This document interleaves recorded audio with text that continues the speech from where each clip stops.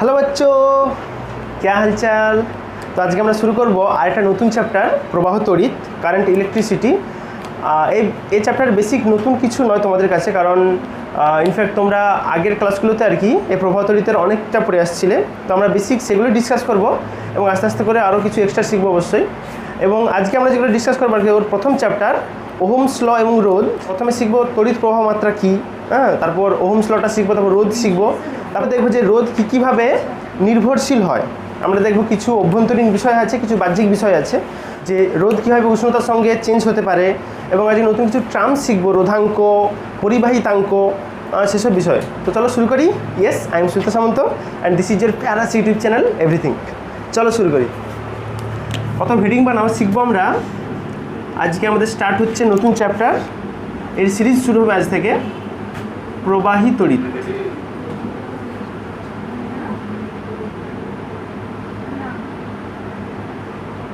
প্রবাহী তড়িৎ, হ্যাঁ, ইংলিশ টার্মে বলা যায় কি কারেন্ট ইলেকট্রিসিটি। কারেন্ট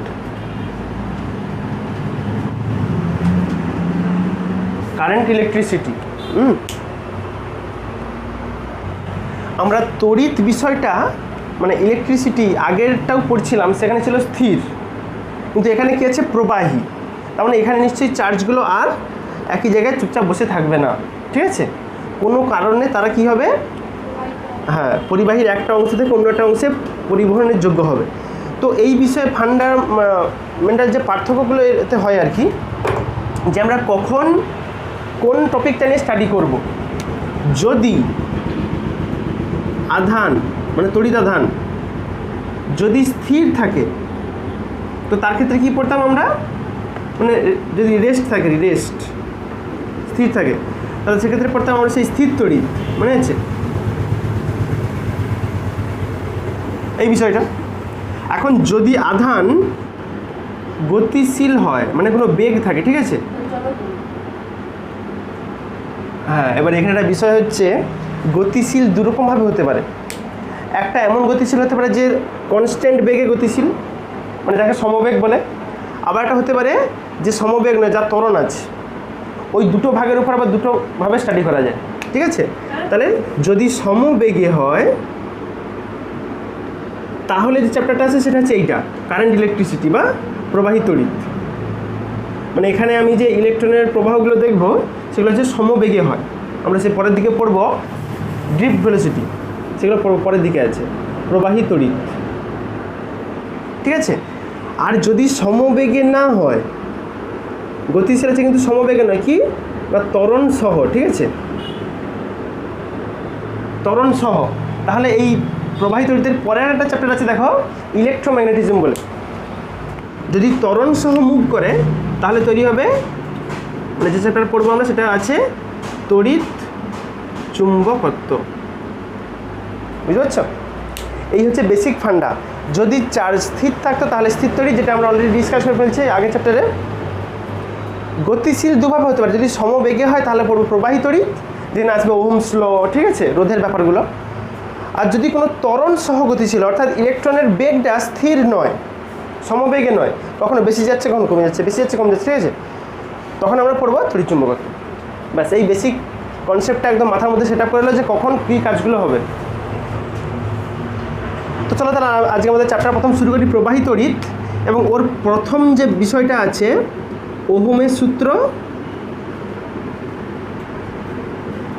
ও রোধ, আজকে আমরা ওই পার্টটা নিয়ে ডিসকাস করব। তাহলে বেসিক তোমাকে কেউ প্রশ্ন জিজ্ঞেস করতে পারে যে তড়িতের প্রবাহ বলতে তুমি কি বুঝছো, ঠিক আছে, তড়িৎ প্রবাহ কি? তড়িৎ প্রবাহ, হ্যাঁ, কোনো সার্কিটের মধ্যে দিয়ে যদি আধান প্রবাহিত হয়, তো সে আধান প্রবাহের হারকে, অর্থাৎ কত সময়ে কত আধান যাচ্ছে, অনেকে আই দ্বারা লিখে, তড়িৎ প্রবাহ আই দ্বারা লিখে, আই সমান হয়, হ্যাঁ, তড়িৎ আধান ডিভাইডেড বাই সময়। তো ডেফিনেটলি দেখো তড়িৎ আধানকে আমরা কিউ দ্বারা লিখি, আর সময় হচ্ছে টি। হ্যাঁ, এগুলো বিশেষ কিছু আর বলবার নেই। আচ্ছা, তড়িৎ প্রবাহর একক কী হবে? তুমি বলতে পারো কুলম পার সেকেন্ড, যেটাকে আমরা ইউজ করি অ্যাম্পিয়ার দিয়ে। হ্যাঁ হ্যাঁ, তাহলে এর এককগুলো একটু লিখে লো পুচকে পুচকে করে। একক তুমি যদি এসআই করতে চাও তাহলে আসবে কুলম পার সেকেন্ড। আধানের একক কুলম হয় আর সময় তো সেকেন্ড, এটা পর এসআই। যদি কেউ সিজিএসএ করতে চায় তাহলে আসবে ইএসইউ। তুমি চাইলে স্ট্যাট কুলম লিখতে পারো, ইএসইউ আধান লিখতে পারো, ঠিক আছে। আচ্ছা, এর ব্যবহারিক একক হয়, এর ক্ষেত্রে হয় অ্যাম্পিয়ার। অ্যাম্পিয়ার, যেটাকে আমরা বড় হাতের এ দ্বারা লিখি, অ্যাম্পিয়ার। এটা পর এসআই, যদি সিজিএস করতে তাহলে হবে স্ট্যাট অ্যাম্পিয়ার, ঠিক আছে। এর ক্ষেত্রে হবে স্ট্যাট অ্যাম্পিয়ার। এগুলো অত্যন্ত প্রাথমিক জিনিস, এগুলো তোমরা অলরেডি জানো, আরও অনেক কিছু যেগুলো বলবো সেগুলো তোমরা জানো, কিন্তু কেন বলতেছি, যেহেতু আজকে আমাদের চ্যাপ্টার স্টার্টিং হচ্ছে, তো সবটা একবার রিভাইজ করে দেওয়া আমার দরকার, ঠিক আছে। এই তড়িৎ প্রবাহ দুরকম করতে পারি আমি সেই যেমন বেগের ক্ষেত্রে, সেই ক্লাস 11-এর কনসেপ্ট, সেই বেগের ক্ষেত্রে হতো গড় বেগ, তাৎক্ষণিক বেগ, মনে আছে? গড় বেগ কী বলতাম, যে ওভারঅল কত বেগ যাচ্ছে, ওভারঅল। আর তাৎক্ষণিক বলতে কী হচ্ছে, পার্টিকুলার একটা ক্ষুদ্র সময়ে ছিল। এখানেও একদম আমি সেই বিষয়টাই করবো আর কি। আমি প্রথম বলতে পারি এটা, যে গড় তড়িৎ প্রবাহ, গড় তড়িৎ প্রবাহ মাত্রা, যেটাকে আমি লিখবো আই অফ এভি। এভি মানে অ্যাভারেজ, ঠিক আছে। তো কী আসবে সেটা, যে কত পরিমাণ আধানের পরিবর্তন হচ্ছে মোট ডিভাইডেড বাই কত সময়ের পরিবর্তন, ঠিক আছে, এটা গড়।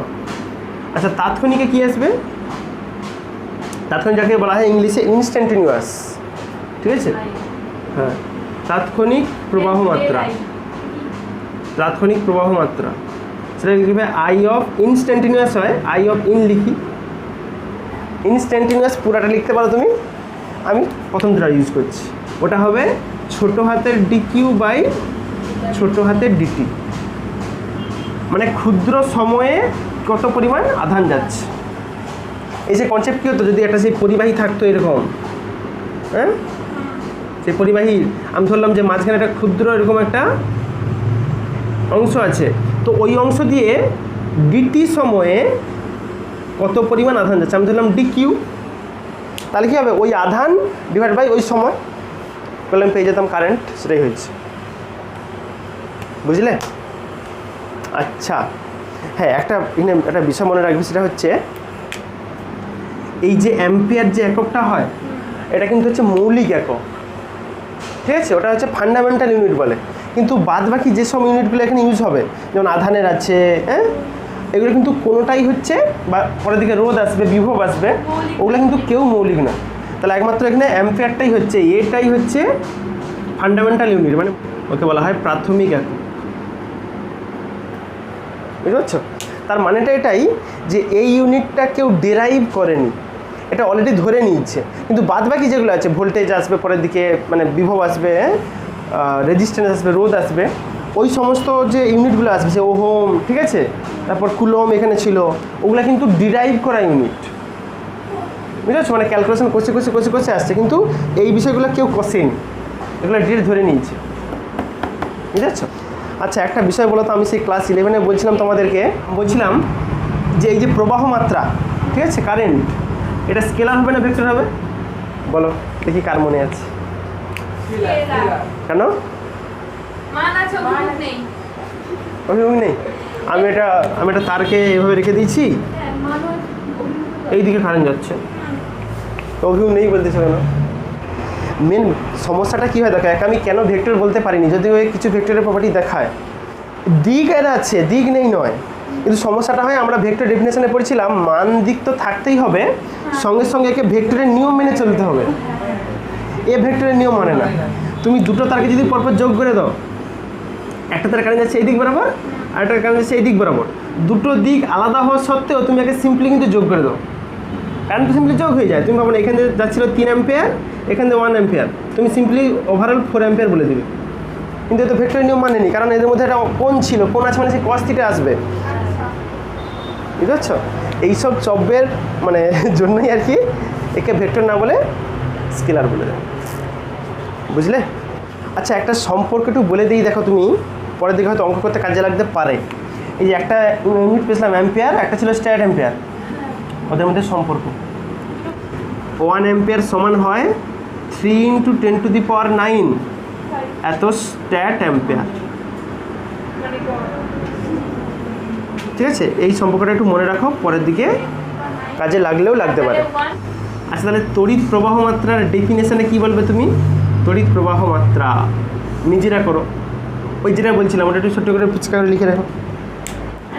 তাহলে লিখো যে কোনো বর্তনীর মধ্যে দিয়ে, কোনো তড়িৎ বর্তনীর মধ্যে দিয়ে যায় বল, বর্তনীর মধ্যে দিয়ে প্রতি একক সময়ে যে পরিমাণ আধান প্রবাহিত হয় তাকেই বলে তড়িৎ প্রবাহ মাত্রা, তাকেই তড়িৎ প্রবাহ বলে। ঠিক আছে, আমরা সেই যে ফর্মুলা পেয়েছিলাম আই সমান কী ছিল, সেই ডি কিউ বা দেখুন একটা প্রশ্ন দেয় যেখানে বললো যে কত পরিমাণ আধান ওখান থেকে প্রবাহিত হচ্ছে বের করো, তাহলে ডি কিউর মান বের করতে হবে। তাহলে ডি কিউ সমান কী হবে, আই ইন্টু ডিটি। যদি তোমাকে সময় বলে দেয়, ধরো 5 সেকেন্ড সময় ধরে কত আধান যাচ্ছে, তুমি সিম্পলি ইন্টিগ্রেশন লাগাবে, তাহলে আসবে মোট আধান, লিমিটটা কি পড়বে 0 থেকে টি, যত টি মান হবে। ঠিক আছে, 0 থেকে টি, ঠিক আছে। এইভাবে তুমি সিম্পলি একদম কাজ করতে পারো, এই ফর্মুলাটা লিখে রাখো। ঠিক আছে, যেভাবে তুমি সিম্পলি ইন্টিগ্রেশন করলে তুমি মোট কত আধান যাচ্ছে ওখান থেকে বের করতে পারো। আচ্ছা, এটা তো ইন্টিগ্রেশন লাগিয়ে আমি একটা প্রবলেম এক্ষুনি করাবো, যেটা সিম্পলি এমনি বেসিক নলেজ থেকেই আসবে। এখানে যে প্রবলেমটা করবো আমরা, যে কোনো পরিবাহীর মধ্যে দিয়ে, কোনো পরিবাহীর মধ্যে দিয়ে 2 ঘন্টা ধরে যদি 1 অ্যাম্পিয়ার তড়িৎ প্রবাহ পাঠানো হয়,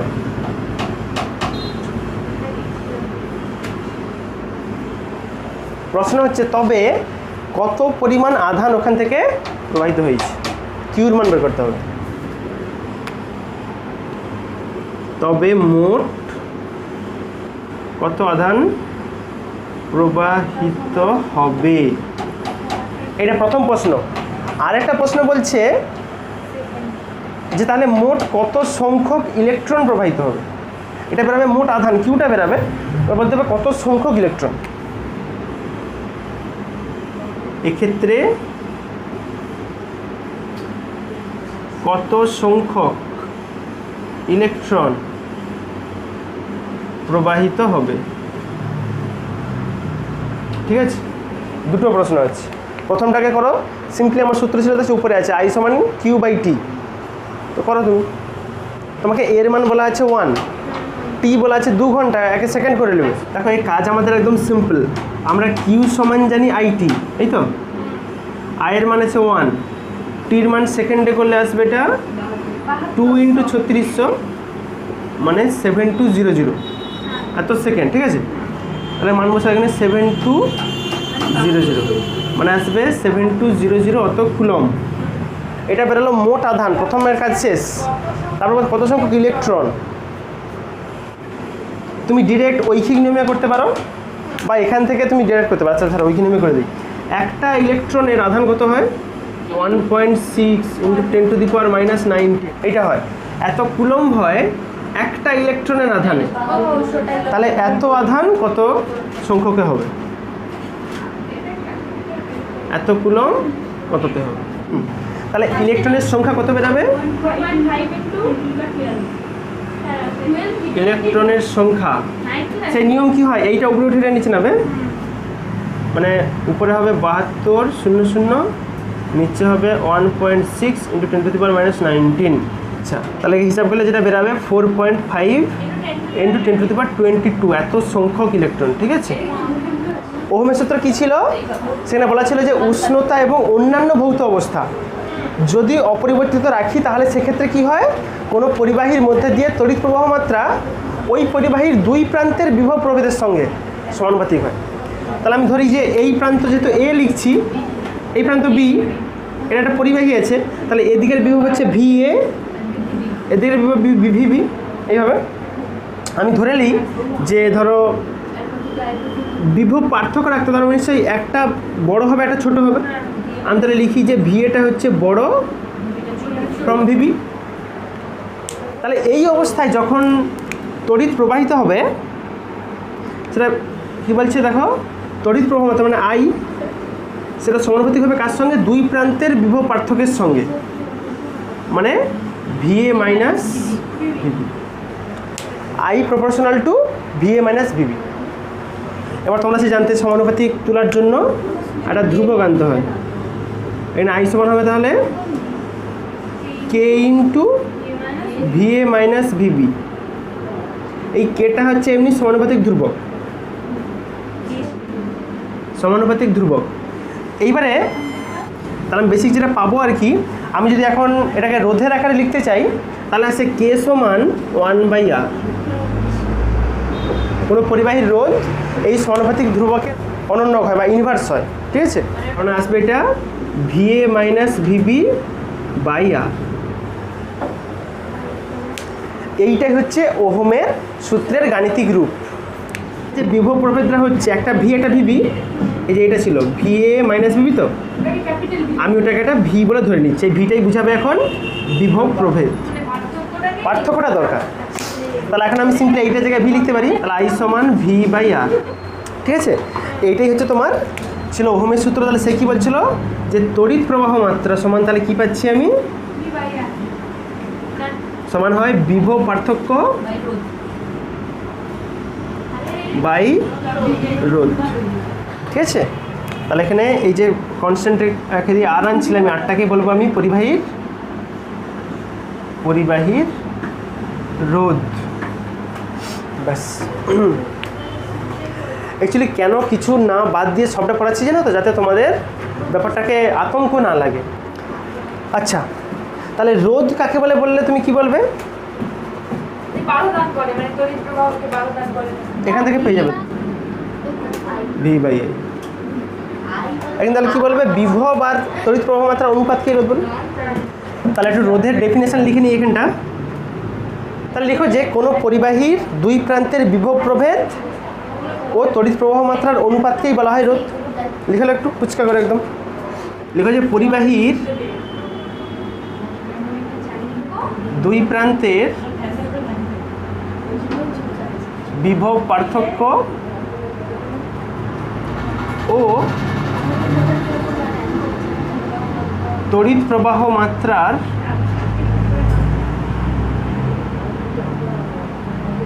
অনুপাতকেই রোধ বলে, অনুপাতকেই রোধ বলে।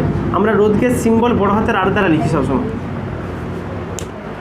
আমরা যত রকম টার্মগুলো শিখলাম, প্রথমে শিখছিলাম কারেন্ট, এখানে রোধ বললাম, বিভব বললাম, বিভব পার্থক্য, আধান শিখছি, ওই সমস্ত একটা এককগুলো লিখে নিই আমি, সবের একক, ঠিক আছে।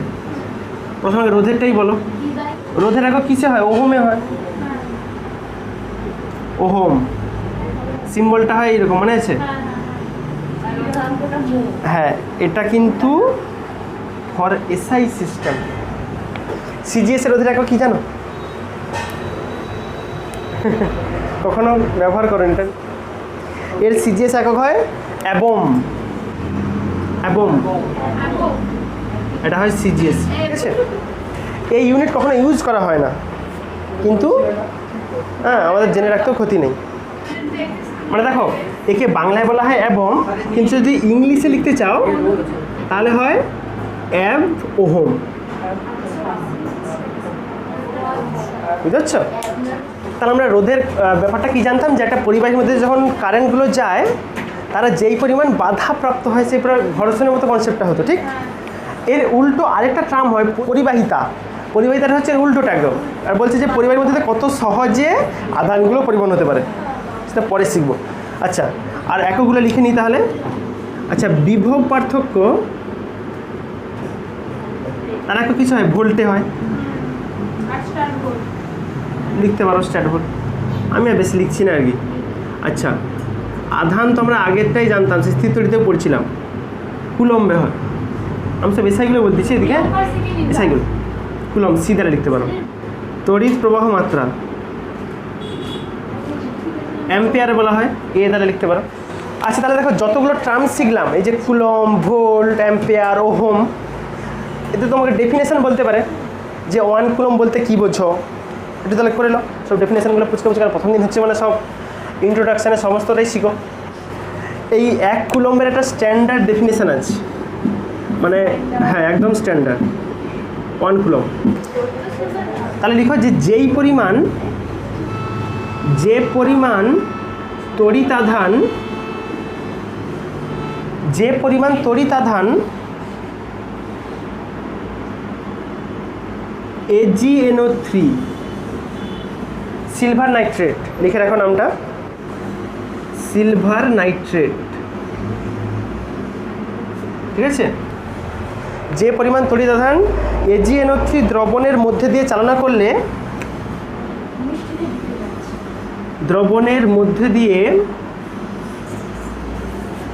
চালনা করলে মানে পাঠালে আর কি, বুঝতে পারছো, চালনা করলে ও যে তড়িৎদ্বারগুলো থাকে, ক্যাথোড থাকে, অ্যানোড থাকে, তার মধ্যে ক্যাথোডে 0.001118 এত গ্রাম সিলভার মানে হচ্ছে Ag, শুধু Ag জমা হয়। তাহলে দেখো এই পরিমাণটা ফিক্সড, যেই পরিমাণ তড়িৎ আধান পাঠালে এই পরিমাণ মানে এত গ্রাম সিলভার জমা হয়ে যাবে, তাহলে সেই পরিমাণ তড়িৎ আধানকেই বলবো আমি 1 কুলম। এটা একদম স্ট্যান্ডার্ড ডেফিনেশান, মানে ডিরেক্ট আসছে একদম, হ্যাঁ ডিরেক্ট আসছে এক্সপেরিমেন্ট থেকে। এত সিলভার জমা হয় তাহলে সেই পরিমাণ তড়িৎ আধানকেই বলা হয় 1 কুলম। ব্যাস, সেই পরিমাণ তড়িৎ আধানকে কি বলা হয়? 1 কুলম তড়িৎ আধান।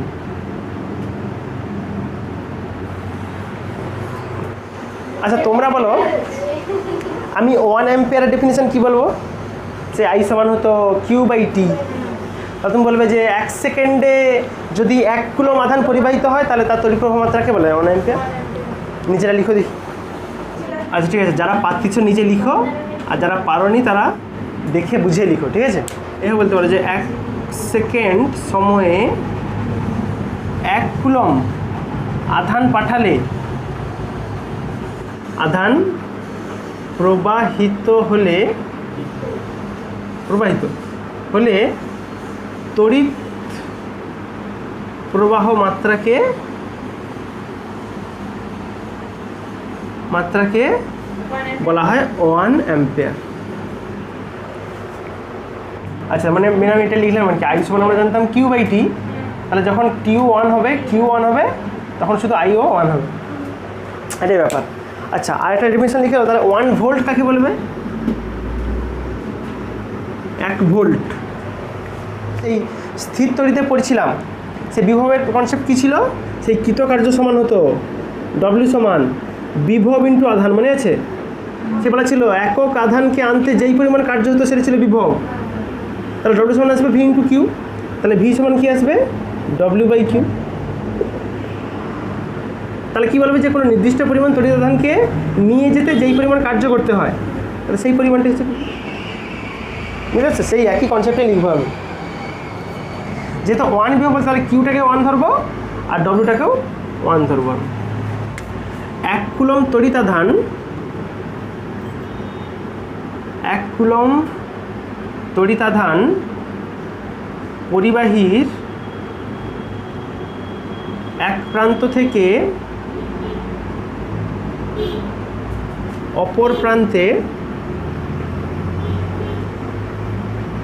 নিয়ে যেতে যদি কার্যের একক কী হয়? জুলে হয়। যদি 1 জুল কার্য করতে হয় তাহলে কি বলবো? ওই পরিবাহীর বিভব প্রভেদ হবে 1 ভোল্ট, ঠিক আছে? যদি এটাও 1 হয় এটাও 1 হয় তাহলে ভিটাও 1 হবে, ওটাই বলা। তবে ওই পরিবাহীর বিভব প্রভেদকে 1 ভোল্ট বলে। আচ্ছা, তাহলে তোমরা একটা প্রশ্ন বলো, তোমার যদি বলা থাকে যে কোনো একটা তড়িৎ কোষের তড়িৎ চালক বল বলা আছে 1.5 ভোল্ট, হ্যাঁ, তোমার প্রশ্ন বলা হলো তাহলে যে ওই পরিবাহীর তড়িৎ চালক বল 1.5 ভোল্ট বলতে কী বোঝো? প্রশ্নটা লিখে রাখো, তোমরা নিজেরা পেরে যাও। আমি ব্যাপারটা বলে দিচ্ছি কী হবে। বলা আছে যে কোনো কোষের মানে হচ্ছে ব্যাটারি, ঠিক আছে? কোনো কোষের তড়িৎ চালক বল 1.5 ভোল্ট বলতে কি বোঝো? এটা আমি লিখছি না, তোমরা লিখো, বলে দিচ্ছি ব্যাপারটা। তাহলে সিম্পলি কি আসবে এখানে দেখো, আমি যখন এখান থেকে বিভব বের করছিলাম, কিউকে 1 করছিলাম, ডব্লিউকে 1 করছিলাম বলে ভিটা 1 আসছিল। তাহলে এখানে আমাকে ভিকে 1.5 আনতে হবে। তাহলে আমি বলি যে যদি 1 কুলম পরিমাণ আধানকে নিয়ে যেতে 1.5 জুল কার্য করতে হয়, উপরটা তো 1.5 বলে ভিটা 1.5 হয়ে যাবে। তোরাই বলবে তুমি যে তাহলে বলতে বোঝায় যে এক্ষেত্রে 1 কুলম তড়িৎ আধানকে নিয়ে যেতে 1.5 জুল কার্য করতে হয়। আচ্ছা, 1 ওহমের ডেফিনেশন তুমি পারবে? 1 ওহম তুমি তো সিম্পলি সূত্র জানতেছি, আর সমান কি আসবে তাহলে? V/I। তুমি তাহলে বলতে পারো যে যদি কোনো পরিবাহীর মধ্যে দিয়ে একক বিভব প্রভেদ রাখলে, 1 ভোল্ট বিভব পার্থক্য রাখলে যদি 1 অ্যাম্পিয়ার তড়িৎ প্রবাহিত হয়, তাহলে ওই পরিবাহীর রোধ হচ্ছে 1 অ্যাম্পিয়ার। ঠিক আছে, এই ডেফিনেশন তোমরা লিখো, আমি আর লিখছি না। বাট তোমাকে এখানে কাজ কী হবে দেখো, তোমাকে আর সমান 1 দেখাতে বলছে 1 ওহম, আর তোমাকে ভি কেউ করতে হবে 1 ভোল্ট আর আই কেউ করতে হবে 1 অ্যাম্পিয়ার। তাহলে কী বলবো যে কোনো পরিবাহী দুই প্রান্তের বিভব প্রভেদ যদি 1 ভোল্ট হয়, তখন যদি ওর মধ্যে দিয়ে 1 অ্যাম্পিয়ার তড়িৎ প্রবাহিত হয়, তাহলে ওই পরিবাহীর রোধ হবে 1 ওহম। বুঝতে পারছো? এই ব্যাপারটা তোমরা করো। হ্যাঁ, এইবারে সেই জিনিসটা পড়াবো, রোধের উল্টো। অর্থাৎ যখন কোনো আধান যায়, সে আধানের প্রবাহকে যেন বাধা দেওয়ার চেষ্টা করে, সেটা রোধ ছিল। ওর উল্টোটা হয়, পরিবাহিতা বলে সেটাকে। হ্যাঁ, পরিবাহিতা কি বলবে? যে কোনো পরিবাহীর মধ্যে দিয়ে কত সহজে তড়িৎ প্রবাহিত হতে পারে। লিখো যে কোনো পরিবাহীর মধ্যে দিয়ে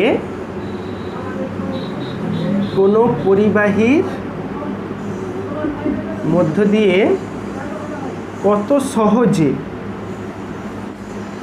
সহজে তড়িৎ প্রবাহ চলতে পারে।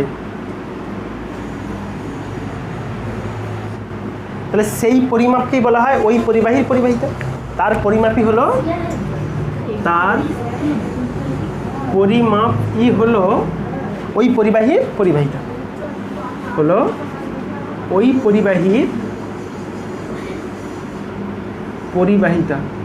আমরা কিন্তু পরিবাহিতা আগে একবার প্রকাশ করে ফেলছিলাম, যেখানে সে ওহমস ল লিখছিলাম, আর সেই কে আসছিল না ধ্রুবক, ওই কেটাকেই বলা হয় পরিবাহিতা। সে সম্পর্কটা ছিল। তাহলে কে সমান কি আসবে? 1/R। মানে রোধকে উল্টে দিলে যেটা আসে সেটাই হচ্ছে পরিবাহিতা। ঠিক আছে, রোধের অনন্যকে বলবে তুমি পরিবাহিতা। পরিবাহিতার একক যদি করতে চাও, একক হবে এর ওহমের উল্টোটা। ওহম হতো এইভাবে, এই হবে উল্টো দিকে, এই চিহ্নটাকে বলা হয় মো, MHO, বা একে সিমেন্সও বলে। ঠিক আছে, সিমেন্সও বলতে পারো তুমি। সিমেন্সকে লেখা হয় এস দ্বারা, এস সিম্বল ইউজ করা। তাহলে বুঝতে পারছো, যেহেতু রোধের অনন্যক হয়, এককটা ধরে উল্টে গেছে, সেখানে উপর দিকে ছিল, নিচের দিকে হয়ে গেছে। আচ্ছা, তোমাদেরকে যদি কেউ জিজ্ঞাসা করে রোধের মাত্রা, এটা কিন্তু আমি বলিনি কখনো। রোধের মাত্রা বের করতে পারবে? রোধের মাত্রা একক তো তুমি জানো, ওহম। মাত্রা কি হবে? আচ্ছা, একটু দেখি দিয়ে, এগুলো যদি কখনো ভুলভাল করে পরীক্ষায় দিয়ে দেয় আর কি। রোধের মাত্রা আমরা ভি সমান জানি IR, তাহলে আর সমান V/I। আবার আমরা বিভবের যখন ডেফিনেশন বলছিলাম যে ভি সমান হয় W/Q। হ্যাঁ, কৃতকার্যের মাত্রা আমরা জানি কত হয়, mL² T-2। আধান সেই Q সমান হয় IT, I আর T হবে। তাহলে এটাকে হিসাব করলে কত হয় দেখো তো, M L square T minus 3 I inverse. এটা বেরোলো ভি, তাহলে ভির জায়গায় মানটা বসিয়ে দাও, M L square T minus 3 I inverse. নিচে আবার টাই আছে, মানে ওই উঠলে -2 হয়ে যাবে, আসবে তার ultimate M L square T minus 3 I minus 2। এটা হচ্ছে রোধের মাত্রা। তোমরা জানতে যে রোধ হচ্ছে অনেক রকম বিষয়ের উপর নির্ভর করে। এবার আমরা শিখব রোধের নির্ভরশীলতা। রোধের নির্ভরশীলতা এই বিষয়গুলো একদম অজানা নয়, সমস্তটাই জানো। আজকে আমরা আচ্ছা, নির্ভরশীলতা দুরকমভাবে হতে পারে, একটা হচ্ছে বাহ্যিক বিষয়গুলোর উপর, একটা হতে পারে অভ্যন্তরীণ বিষয়ের উপর। তাহলে অভ্যন্তরীণটা করি।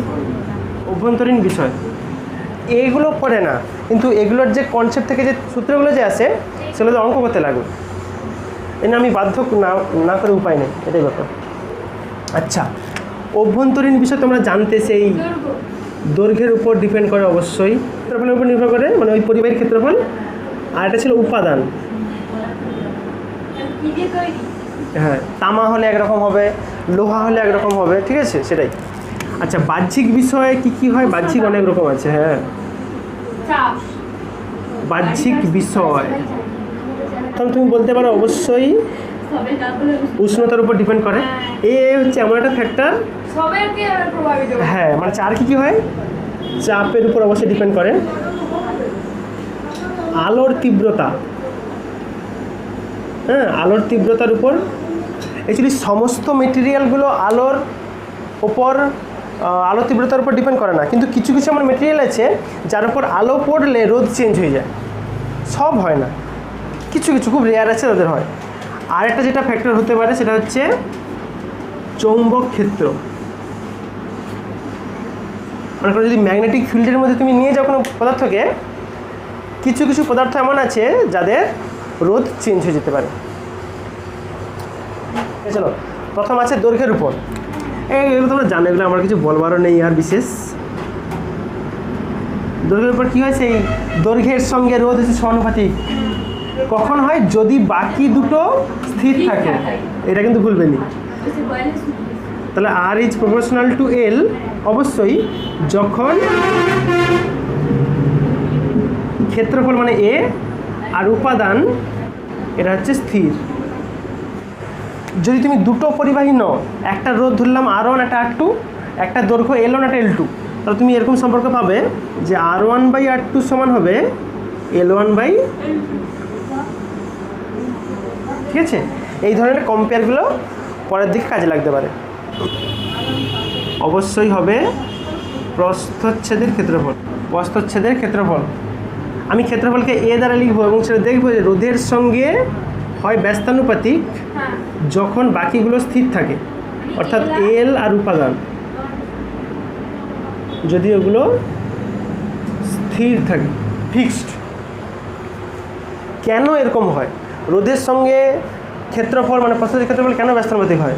তুমি ভাবো, ধরো একটা সরু রাস্তা আছে, সেখান দিয়ে একসঙ্গে প্রচুর বাচ্চা একসঙ্গে যেতে চাইছে, তাহলে ডেফিনেটলি তুমি ওই লাইনে যদি একটু যদি আগে যাওয়ার চেষ্টা করো, বেশি ধাক্কা খাবে, বেশি বাধা পাবে, ঠিক? তার মানে কি যত বেশি রাস্তা সরু হবে তত কি বাধা বেশি, যত চওড়া রাস্তা হবে যে যার ফ্রিলি পাদ আছে যে করতে পারো।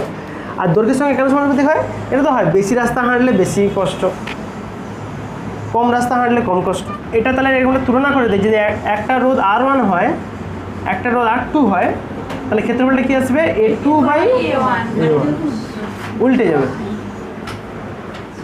যদি কোনো সিলিন্ড্রিক্যাল শেপের কোনো তার থাকে, গোল তার, ঠিক আছে, এর ধরো ব্যাসার্ধ ছিল R, তাহলে ক্ষেত্রফল কী হবে? A সমান হবে πr²। তাহলে এর ক্ষেত্রে তুমি এরকম পাবে আর কি, R1/R2 মান হবে উপরে হবে R2², ঠিক আছে। এইভাবে তুমি ক্ষেত্রফলের সঙ্গে সম্পর্ক পাবে। আচ্ছা, তাহলে এটাকে 1 নম্বর দিয়ে রাখো, এটা 2 নম্বর ছিল। ওই দুটাকে একসঙ্গে তুলনা করবো আমি, 1 ও 2 তুলনা করে পাই কি পাই দেখি। আর প্রপোর্শনাল টু আসবে L/A, এবার এই সমানুপাতিক তোলার জন্য ধ্রুবক আনতে হবে, আর সমান হবে রো ইন্টু এল বাই এ। রোটাকেই বলা হয় ওই পরিবাহীর রোধাঙ্ক, বুঝতে পারছো? এই রোটাই হচ্ছে পরিবাহীর রোধাঙ্ক। এই যে রোধাঙ্কটা বললাম, অর্থাৎ আমরা তিনটে যে ফ্যাক্টর দেখছিলাম ভিতরে, দৈর্ঘ্য, ক্ষেত্রফল মানে প্রস্থের ক্ষেত্রফল আর উপাদান, এই রোটা কিন্তু উপাদানের উপর নির্ভরশীল। তুমি যেই মেটেরিয়াল নিবে তার রো সেরকম হবে। তাহলে রোধাঙ্ক যেটা হয়, রোটাই হচ্ছে উপাদানের প্রকৃতির ওপর নির্ভর করে, উপাদানের প্রকৃতির ওপর নির্ভর করে, ঠিক আছে? তাহলে এই রোধাঙ্কের একক কী হবে দেখো তো।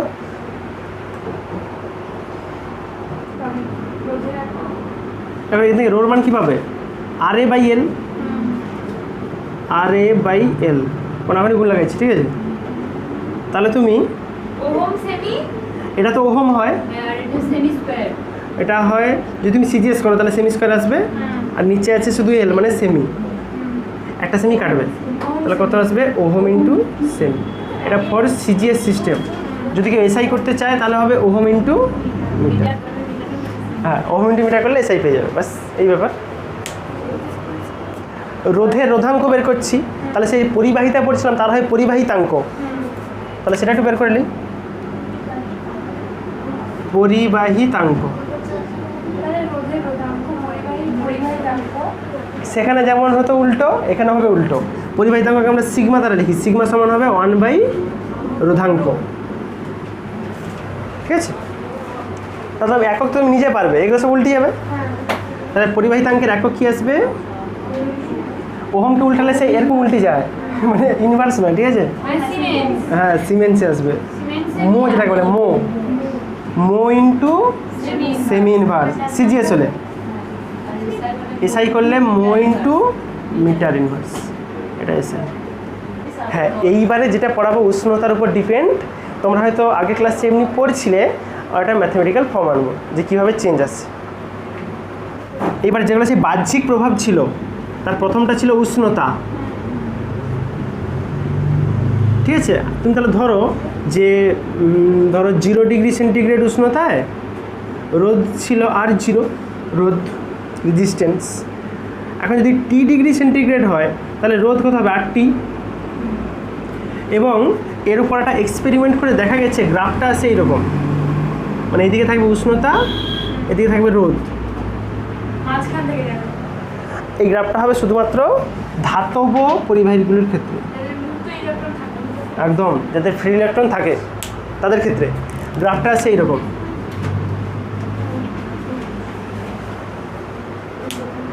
মানে দেখো, যত তুমি বেশি টেম্পারেচার বাড়াচ্ছ আস্তে আস্তে করে দেখো রোদও বাড়তেছে। হ্যাঁ, তার মানে এই উষ্ণতার উপর ডিপেন্ডেন্স দুটো পরিবাহীর ক্ষেত্রে দুরকম হয়। ওটা আমি শেষে বলবো, আগে সম্পর্কটা দেখিয়ে দিই। যেমন আমরা সেই মনে আছে তোমাদের সেই যখন তাপীয় প্রসারণ পড়েছিলাম ক্লাস 11-এ, সে ছিল দৈর্ঘ্য প্রসারণ গুণাঙ্ক আসতো আলফা করে, একদম ফর্মুলাটা একই রকম স্ট্রাকচারের আসবে। এখানে RT সমান আসবে R0 into 1 plus alpha into ΔT। সেখানে সেই LT সমান আসতো LT সমান L0 ইন্টু এইটা। হ্যাঁ, এখানে যে আলফাটাকে বলা হয় রোধের উষ্ণতা গুণাঙ্ক, ঠিক আছে? যেমন সেখানে ছিল সে দৈর্ঘ্য প্রসারণ গুণাঙ্ক, হ্যাঁ, এখানে হবে রোধের উষ্ণতা গুণাঙ্ক, উষ্ণতা গুণাঙ্ক, বুঝতে পারছো? তার মানে এই ফর্মুলা কিন্তু পরবর্তীকালে নিউমেরিক্যালস প্রবলেম করতে লাগলেও লাগতে পারে, ভুলবে নি। তাহলে এখান থেকে আলফার মান কী আসবে বলো তো? এই উপরের ফর্মুলা থেকে দেখো। আচ্ছা, উপরটা ভাঙলে কীরকম পাবো আমি? RT সমান একটা হবে R0 প্লাস একটা হবে R0 into alpha ΔT। R0 গুণ করে দিচ্ছি পাশাপাশি। হ্যাঁ, তাহলে দেখো আলফার মান আসবে RT minus R0 by R0 ΔT। এইটা ভাঙবো বলেই আমি এ করে দিচ্ছি, ঠিক আছে? তাহলে আমি আলফার ফর্মুলা পেলাম এটা।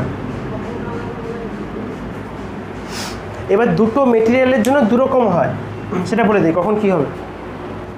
যখন কোনো তুমি ধাতব পরিবাহী নিবে, সে বিশুদ্ধ হতে পারে, সংকর হতে পারে, যা কিছু হতে পারে, ঠিক আছে। যখন কোনো ধাতব পরিবাহী নিয়ে কাজ করবে তার ক্ষেত্রে কি হয়, যত তুমি উষ্ণতা বাড়াবে, টেম্পারেচার বাড়াবে, তার সঙ্গে সঙ্গে রোধও বাড়তে থাকে, ঠিক আছে। এবং তুমি দেখো এখানে যদি এটা যদি বড় হয় তাহলে তো আলফাটা প্লাসে আসবে, তার মানে এর ক্ষেত্রে ধাতুর ক্ষেত্রে আলফার মানটা আসে ধনাত্মক প্লাসে।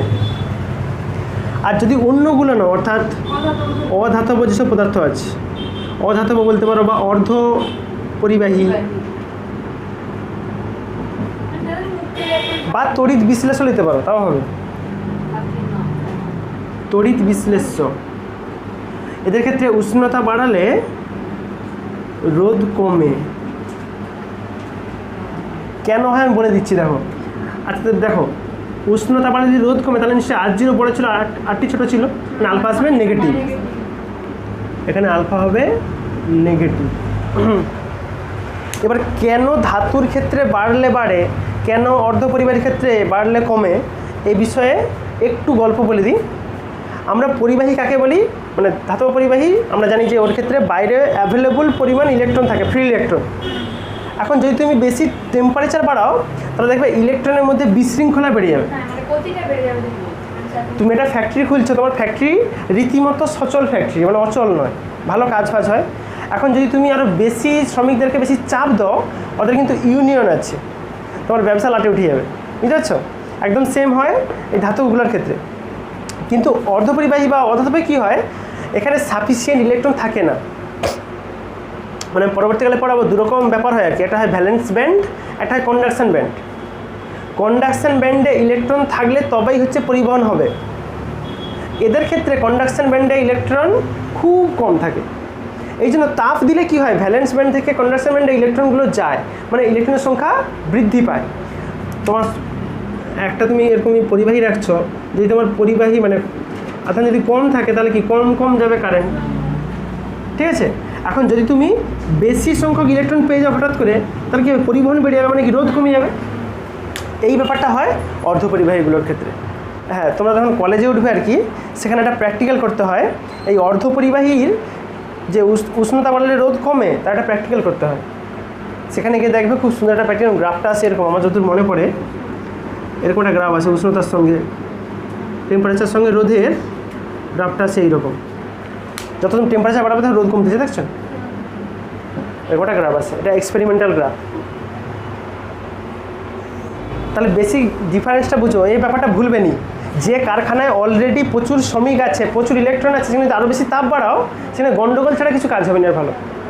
কিন্তু যে কারখানায় শ্রমিক সংখ্যা কম, সেখানে তুমি লোক বাড়াও, ঠিক আছে, বুঝেছ। তার মানে এর কম থাকে, এর টেম্পারেচার বাড়ালে রোধ কমবে, কারণ পরিবহনটা বেড়ে যাবে। কিন্তু এর উল্টোটা হয়, এর অলরেডি শ্রমিক আছে, যদি বেশি আবার চাপ দিতে চাও ওরা নিজেরা গন্ডগোল করবে, কাজ করবে, বুঝেছো। ওই জন্য তখন পরিবহনটা কমে যাবে, মানে রোধ বেড়ে যাবে। এটাই কনসেপ্ট, আর কিছু না।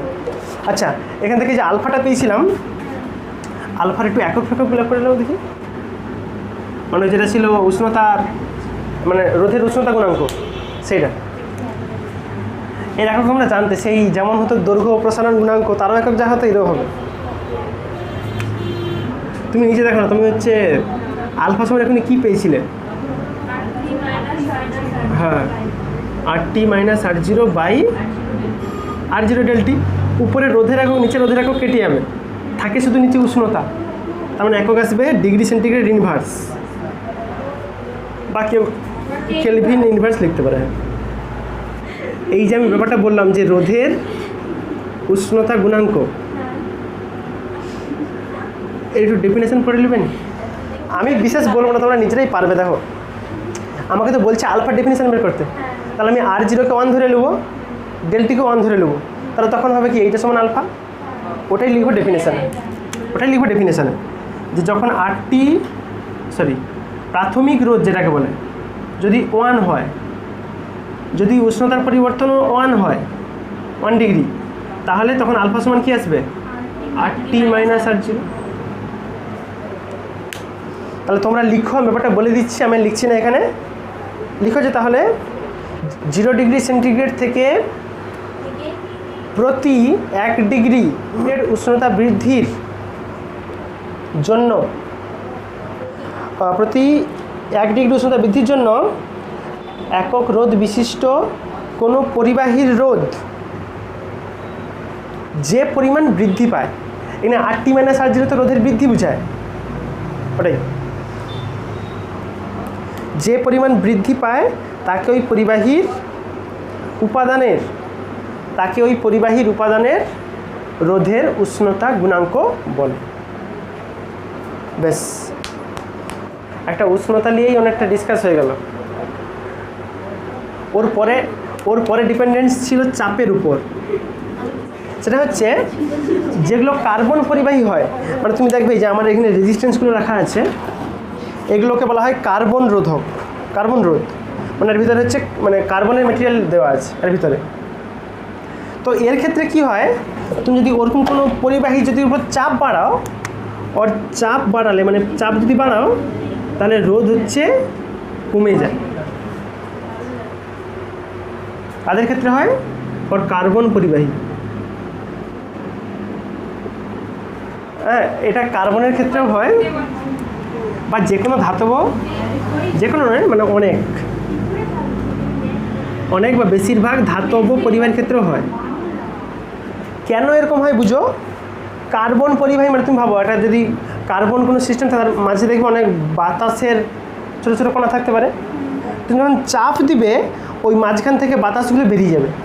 আমরা জানি বাতাস হচ্ছে তড়িতের কুপরিবাহী। এখন ওগুলো যদি বেরিয়ে যায় তাহলে কী হবে? পরিবহন তো বেড়ে যাবে। তো পরিবহন বেড়ে যাওয়া মানে রোধ কমে যাওয়া, এটাই। চলো 3 নম্বর লাগাও, আলোর তীব্রতা। সমস্ত মেটেরিয়াল লাইট সেন্সিটিভ নয়, মানে আলো পড়লেই যে তার রোধের পরিবর্তন হবে এমন নয়, কিন্তু কিছু কিছু মেটেরিয়াল আছে যাদের উপর আলো পড়লে তার রোধ চেঞ্জ হতে পারে। যেমন একটা আছে তোমাদের সেলেনিয়াম বলে একটা মেটেরিয়াল আছে আর কি,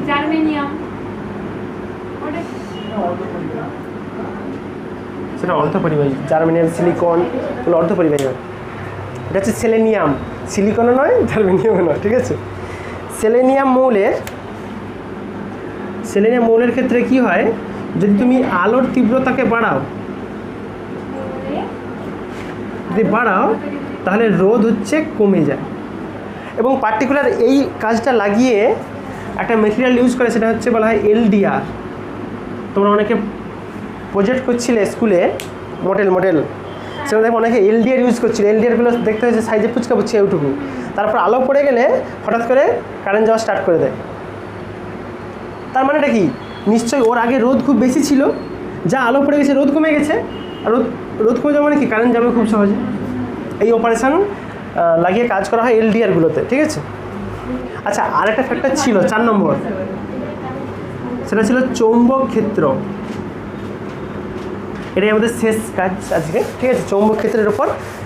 চৌম্বক ক্ষেত্র সমস্ত মেটেরিয়ালের উপর কন্ট্রোল করে না, তবে কিছু কিছু আছে, যেমন আছে বিসমাথ ধাতু বলে একটা আছে। বিসমাথ এটা ধাতব পদার্থ আর কি, ঠিক আছে।